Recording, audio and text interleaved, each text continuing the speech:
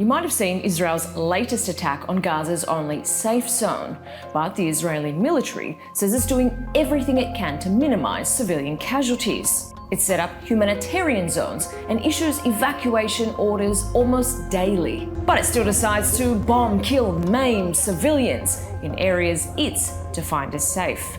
The latest major attack happened here, in the middle of the al-Mawasi encampment.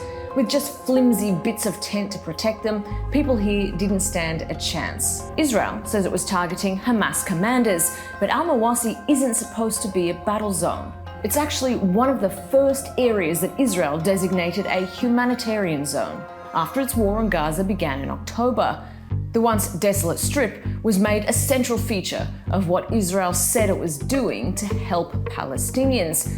It's also where aid is handed out, where civilians have been told to seek shelter, and where field hospitals have been set up. In fact, this Israeli army map shows a dozen medical tents and centers are supposed to be functioning in the humanitarian zone.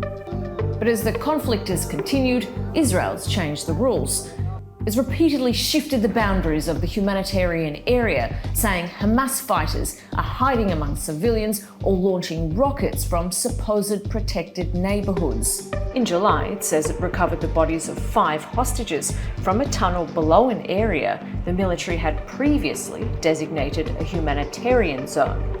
The al-Mawasi zone has become crowded with tents and shelters of around half of Gaza's population, who were forced there by Israeli attacks and displacement orders. So there's usually a high number of casualties anytime Israel launches an attack on the area. And even though now it's the only recognized so-called safe area, even aid workers aren't protected there. In January, Israel bombed a residential compound housing medical teams and their families, including from the International Rescue Committee. Then in February, the military attacked a house where Doctors Without Borders staff were staying, killing 2 people.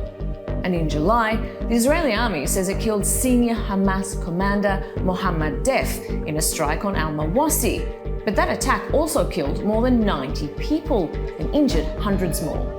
Despite what international law says, Israel uses the supposed targeting of Hamas fighters to justify the killing of dozens of civilians in a single incident. And in al-Mawasi, it's not just aid stations and hospitals that are filling up with civilians, it's the morgue too.